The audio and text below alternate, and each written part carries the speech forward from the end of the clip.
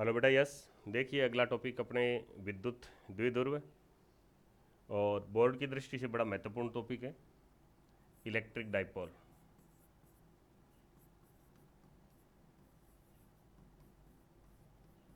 Electric dipole क्या होता है?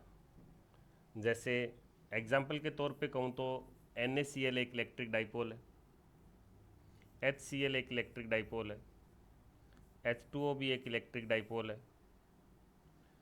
इलेक्ट्रिक डाइपोल में क्या होगा? दो चार्ज होंगे, दो आवेश होंगे, एक प्लस का होगा तो दूसरा माइनस का होगा और बहुत ज़्यादा एक दूसरे के नज़दीक स्थित होंगे।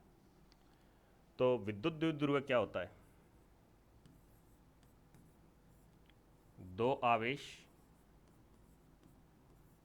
परिमाण में बराबर तथा प्रकृति में विपरीत हों। परिमाण में बराबर तथा प्रकृति में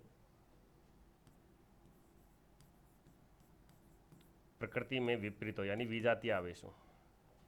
एक प्लस का तो दूसरा माइनस का, प्रकृति में विपरीत हो, यदि एक दूसरे के अति निकट स्थित हो, यदि एक दूसरे के अति निकट स्थित हों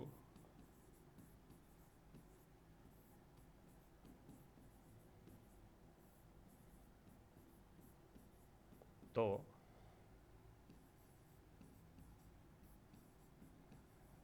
इस प्रकार बनी संरचना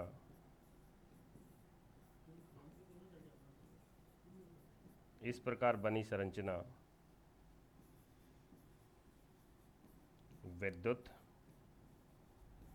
द्विध्रुव कहलाती है।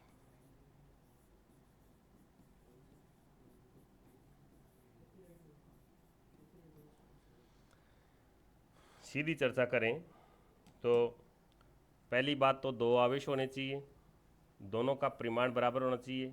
पहले आवेश का मान जितना है दूसरे का बराबर हो और प्रकृति में विपरीत हो, यानी एक प्लस हो तो दूसरा माइनस होना चाहिए। और दोनों के बीच का जो सेपरेशन है वो बहुत ही कम होना चाहिए। इस प्रकार बने हुआ जो स्ट्रक्चर होगा उस स्ट्रक्चर को हम क्या कहेंगे? इलेक्ट्रिक डाइपोल कहेंगे। बाई डायग्राम देखते हैं इसको। जैसे एक मेरे पास Q आवेश है तो दूसरे का परिमाण भी Q है, लेकिन पहला यदि माइनस है तो दूसरा प्लस है और इन दोनों के बीच का सेपरेशन बहुत कम होना चाहिए। ये दो आवेश परिमाण में बराबर और विजातीय आवेश हैं, प्रकृति में विपरीत हैं। यदि दोनों एक दूसरे के अति निकट स्थित होंगे, बीच की दूरी बहुत ही कम है, मोस्टली दूरी का जो नोटिफिकेशन है, वो जो इसका नोटेशन है वो 2a लेते हैं। तो इस प्रकार ये जो संरचना बन गई इसे इलेक्ट्रिक डाइपोल कहेंगे। तो हम इसको नाम दे देते हैं AB। AB an electric dipole. AB एक विद्युत द्विध्रुव है। AB एक विद्युत द्विध्रुव है।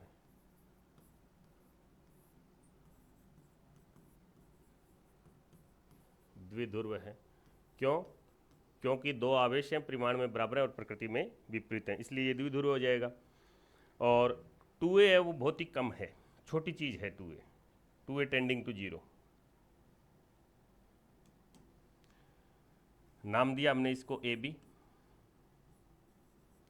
इन दोनों को मिलाने वाली जो लाइन है उसका जो मिड पॉइंट है O, उसे विद्युत द्विध्रुव का केंद्र कहेंगे। O विद्युत द्विध्रुव का केंद्र है, विद्युत द्विध्रुव का सेंटर, केंद्र। यानी इसकी यहाँ से भी डिस्टेंस A है और यहाँ से भी A है। विद्युत द्विध्रुव का कुल आवेश कितना होता है, कई बार पूछा जाता है। प्रत्यक्ष रूप से देखें तो कुल आवेश देखो कितना है,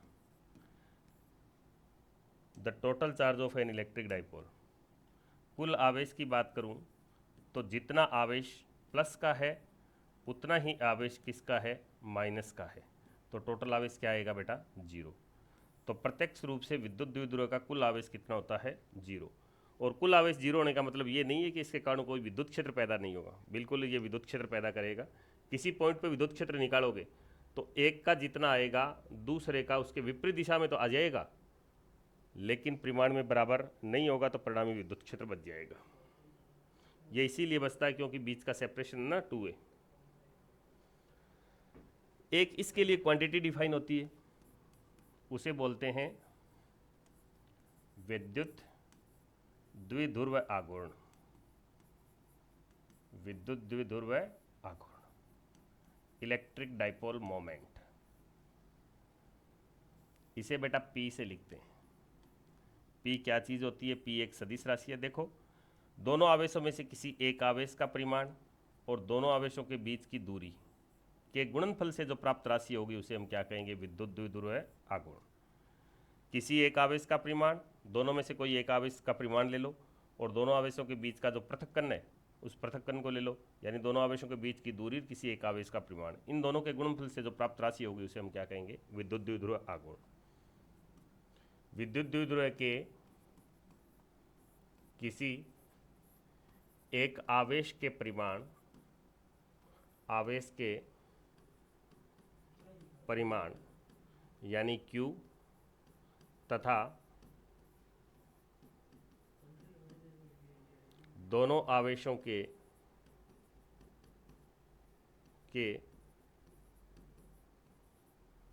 बीच की दूरी के गुणनफल से प्राप्त राशि के गुणनफल से प्राप्त राशि विद्युत द्विध्रुव आघूर्ण कहलाती है। विद्युत द्विध्रुव आघूर्ण कहलाती है।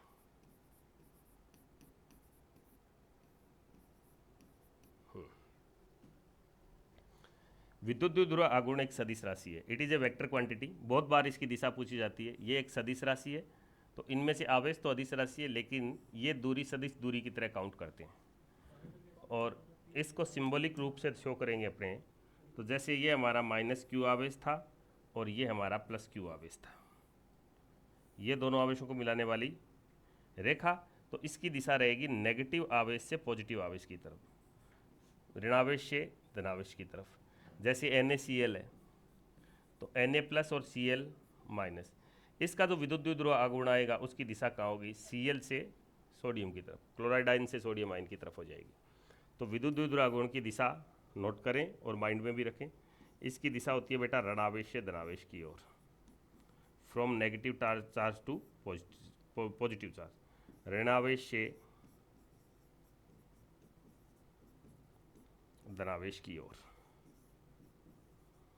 From negative to positive.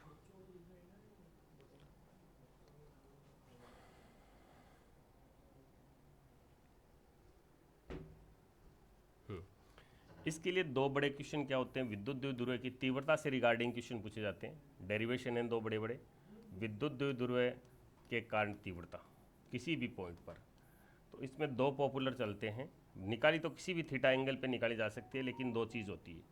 एक तो निकालते हैं इसकी अक्षीय रेखा पर, एट एक्सियल लाइन, और एक इसकी निकालते हैं विषुवतरेखीय तल या निरक्षीय रेखा पर, इक्वेटोरियल लाइन या एक्सियल लाइन। तो विद्युत क्षेत्र की तीव्रता को हम E से लिखेंगे। एक तो निकालेंगे अक्षीय रेखा पर, तो इसे लिखेंगे EA से, और एक निकालेंगे इक्वेटोरियल लाइन पर, तो इसे लिख देंगे EQ से। एक EQ का मान निकालेंगे और एक ही एक्सियल का मान निकालेंगे। तो पहले हमें यह जानना होगा अक्षीय रेखा कौन सी होती है और निरक्षीय रेखा कौन सी है। हमारे पास ये Q आवेश था माइनस का और ये प्लस का Q आवेश। विद्युत द्विध्रुव का नाम था AB, तो ये AB, और डायरेक्शन इसकी कहाँ होती है? नेगेटिव से पॉजिटिव की तरफ। तो अक्षीय रेखा कौन सी होगी? दोनों को मिलाने वाली रेखा के अनुदिश जो रेखा होगी, ये तो डायरेक्शन P की थी, यानी P के पैरेलल कोई भी लाइन ड्रॉ कर दूंगा, यानी P के साथ इस R का 0 डिग्री का एंगल हो, दोनों को मिलाने वाली रेखा के अनुदिश जो रेखा होगी वो तो कहलाएगी अक्षीय। ये तो है भैया अक्षीय रेखा, और इसके मध्य बिंदु से गुजरने वाली और जोड़ने वाली जो लाइन से इसके इक्वल जो रेखा आएगी वो कहलाएगी निरक्षीय रेखा। निरक्षीय रेखा के लिए एंगल लेंगे 90 डिग्री और अक्षीय रेखा के लिए एंगल लेंगे 0 degree. We take theta for axial line 0 degree. For equatorial line theta is equal to 90। Sir ये थीटा किस किस के बीच का है? तो बेटा ये थीटा है पोजीशन वेक्टर आर का पी के साथ। किसका? स्थिति सदिश आर का पी के साथ, विद्युत द्विध्रुव गुण के साथ। इसमें ये दोनों समांतर होते हैं और इसमें दोनों एक दूसरे के लंबवत होते हैं। ये नॉर्मल मैंने आपको जानकारी दी कि अक्षीय रेखा कौन सी होगी और निरक्षीय रेखा कौन सी होगी। अब अक्षीय रेखा पे तीव्रता निकालना सिखा रहा हूं मैं तुम लोगों को। क्वेश्चन ऐसे आता है, किसी विद्युत द्विध्रुव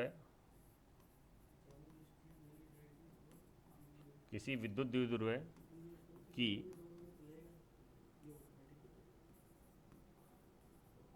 अक्षीय रेखा पर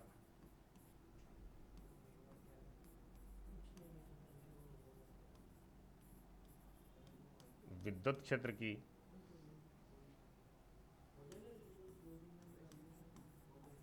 तीव्रता का सूत्र व्युत्पत्ति करो।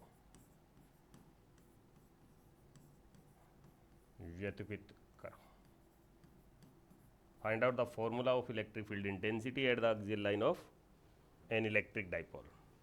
तो सबसे पहले क्या करेंगे, माना हम एक विद्युत द्विध्रुव लेते हैं, ये माइनस क्यू और ये प्लस क्यू, और ये दोनों को मिलाने वाली रेखा, और ये इसका सेंटर पॉइंट ओ, और दोनों के बीच की दूरी आपको पता है कितनी है, 2a है सर। ओके बेटा, अब इसकी अक्षीय रेखा डिजाइन करते हैं अपने।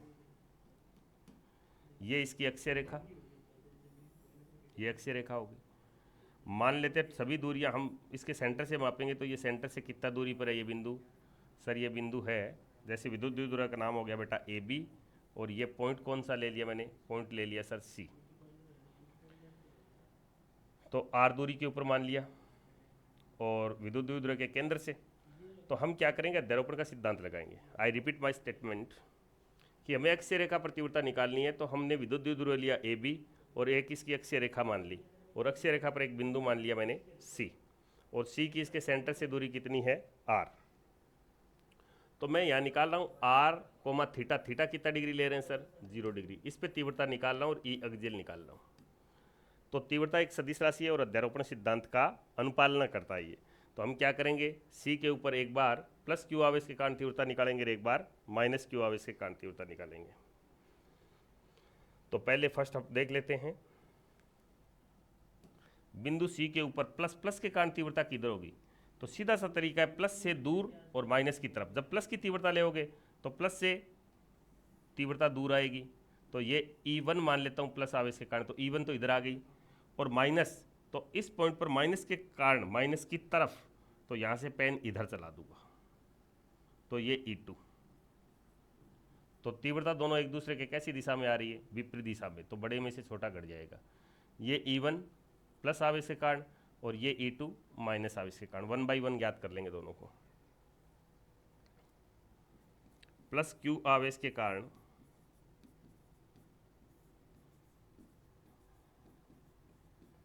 प्लस क्यू आवेश से देखो दूरी कितनी है, ये दूरी कितनी है? r। तो ये कितनी रहेगी? तो इसमें से इतना घटा दो, ये वाली, ये कितनी है? a। ये टोटल r और ये इसमें से a, तो बेटा ये रहेगी r माइनस ए। प्लस आवेश कितनी रहेगी सर? r में से a गया वो रहेगी। तो प्लस क्यू आवेश के कारण r माइनस ए दूरी पर तीव्रता,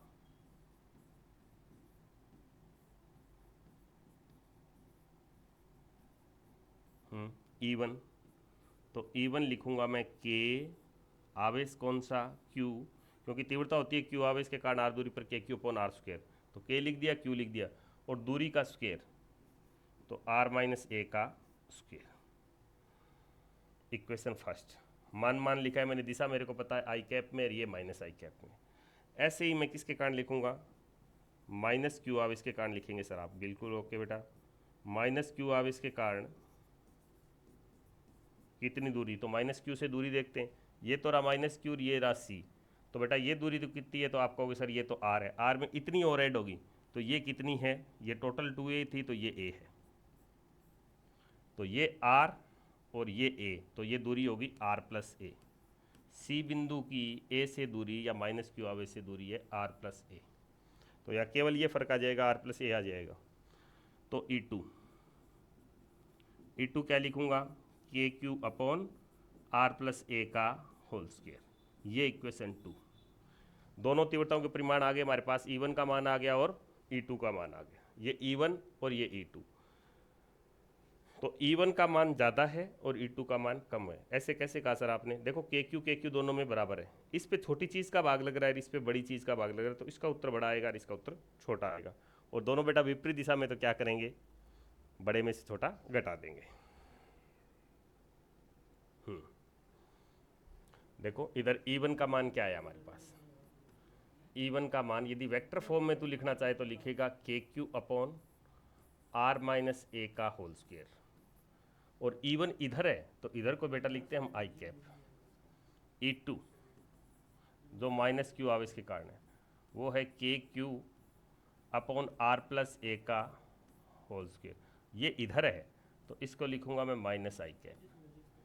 परिणामी तीव्रता तो वेक्टोरियल सम कर दो, परिणामी तीव्रता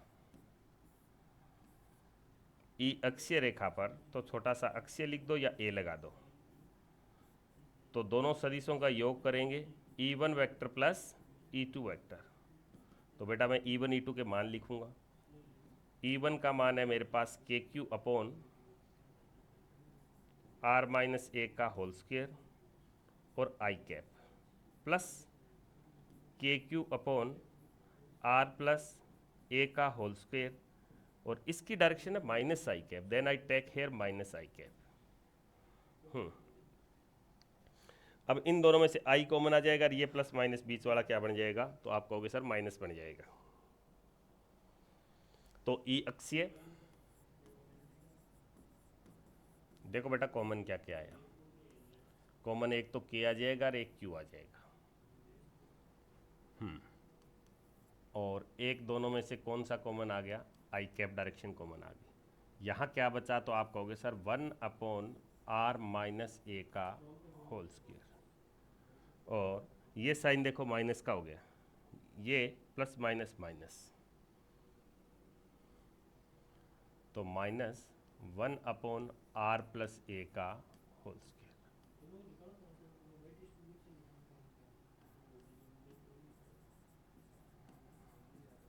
ई अक्षीय के क्यू, अब क्या करेंगे, एलसीएम लेंगे, लघुत्तम लेकर के हल करेंगे। लघुत्तम लिया तो इन दोनों का जब आप गुणा करोगे तो आपका आंसर बनेगा आर स्क्वायर माइनस ए स्क्वायर का होल स्क्वायर, ये बन जाएगा। इसका डिवाइड दोगे तो ये आ जाएगा और इसका डिवाइड दोगे तो ये आ जाएगा। जैसे इसका डिवाइड दिया तो ये आया, इसको इससे गुणा किया। आप यही करते हो, लघुत्तम लेते हुए इस चीज़ का भाग दो, जो भी आंसर आता है उसको ऊपर वाले से गुणा करो। इसका जब आप डिवाइड दोगे तो ये आएगा, और इसको एक से गुणा किया तो ये आया आर प्लस ए का होल स्क्वायर। यस सर, बीच में किसका निशान है, माइनस का। अब इसका डिवाइड दिया इस पर तो ये आया, इसका एक से गुणा किया तो मैं लिखूंगा आर माइनस ए का whole square. Yes sir, K q r square minus ए स्क्वायर का होल स्क्वायर। अब देखो बेटा, इसको क्या कर सकते हो आप, ए प्लस बी का होल स्क्वायर यूज़ कर सकते हो, और इसको ए माइनस बी का होल स्क्वायर यूज़ करोगे तो इसको मैं लिखूंगा r square plus a square plus 2AR। ठीक है, ए प्लस बी का होल स्क्वायर, फिर किसका निशान है, माइनस का, फिर इसका ए माइनस बी का होल स्क्वायर खोलोगे तो आप करोगे r square plus a square minus 2AR। अब बाहर माइनस का निशान है तो ये निशान चेंज हो जाएंगे। देखो इधर किए देता हूँ मैं, के q r square plus a square plus 2AR। बेटा बाहर निशान किसका है, माइनस का, तो सर ये हो जाएगा माइनस आर स्क्वायर। बस ओके बेटा, ये प्लस फिर माइनस हो जाएगा तो माइनस ए स्क्वायर, ये माइनस किसका हो जाएगा, प्लस का, तो प्लस का 2AR। नीचे वाला देखिए, नीचे वाला क्या है, नीचे वाला है आर स्क्वायर माइनस ए स्क्वायर का होल स्क्वायर। जो चीज़ कटने वाली है उसको काटेंगे। देखो आर स्क्वायर ने आर स्क्वेयर को काट दिया और ए स्क्वेयर ने ए स्क्वेयर को, क्योंकि यहाँ दोनों प्लस थे यहाँ दोनों माइनस थे। ये 2ar प्लस का और ये भी 2ar प्लस का, तो ऊपर हो गया 4ar।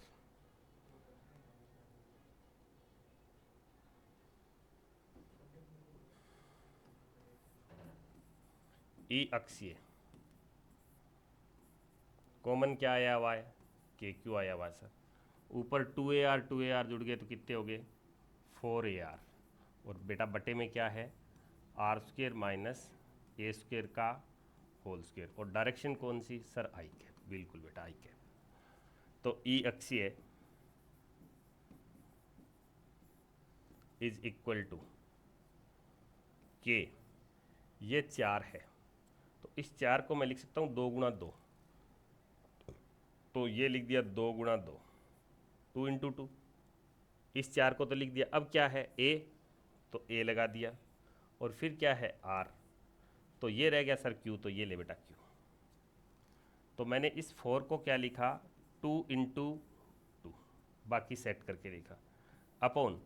देखो यहाँ क्या होता है कि हम कह रहे थे कि दोनों आवेश बहुत ही नज़दीक होते हैं, तो 2a छोटा है और 2a का जो आधा भाग होगा वो a होगा, तो वो तो और ही छोटा होगा, और छोटे का स्क्वायर और छोटा होता है। It means I say that कि ए स्क्वायर है वो आर स्क्वायर की तुलना में नए के बराबर है। बड़ी राशि है आर स्क्वायर और ए स्क्वायर बहुत ही छोटी राशि है, तो बड़ी राशि के अंदर छोटी राशि जुड़ती या घटती है तो उसको नेग्लेक्ट कर सकते हो आप।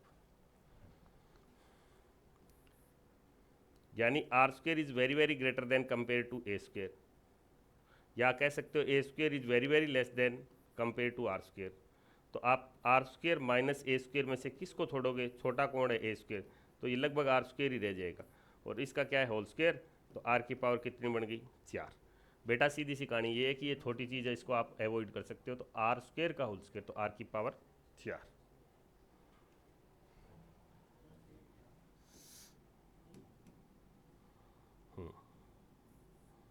आर की पावर 4, इससे आर से ये कटा तो आर की पावर कितनी रहेगी 3, और डायरेक्शन कौन सी थी आई कैप, ई अक्षीय।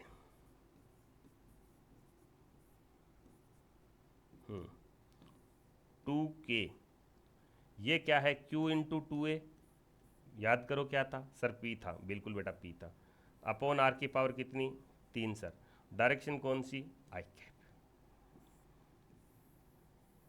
ये ई अक्षीय आ गया सदिश रूप में, और p की डायरेक्शन पहला जो अपना डायग्राम लिया वो इधर मैंने माइनस क्यू माना है और इधर प्लस क्यू माना है, और ये दोनों आवेशों को मिलाने वाली ये अक्षीय रेखा और यहाँ पॉइंट C। तो P की डायरेक्शन भी इधर ही है आई कैप में, और ई अक्षीय भी किधर आया आई कैप में।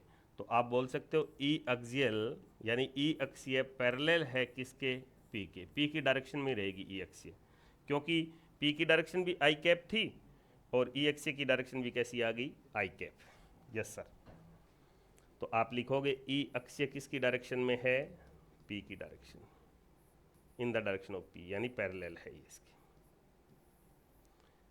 अक्षीय रेखा का आर के साथ ग्राफ आपसे पूछा जाए तो ग्राफ क्या होगा, दूरी बढ़ने के साथ साथ ये ग्राफ नीचे की तरफ आता जाएगा ई एक्सियल। जब इसका ग्राफ डिजाइन करोगे आप तो इस अक्ष पे आपने ई लिया और इस अक्ष पे आर लिया, तो आर बढ़ने के साथ साथ ई का मान जल्दी जल्दी घटेगा, तो ये ग्राफ ऐसे आ जाएगा। इस पे लिख दोगे ई समानुपाती 1/r की पावर 3, ई अक्षीय। ओके बेटा, ई एक्सियल जरूर याद करें, बोर्ड की दृष्टि से बड़ा इंपॉर्टेंट है ये। और नेक्स्ट इसके बाद करेंगे अपने ई इक्वेटोरियल। कर दिया।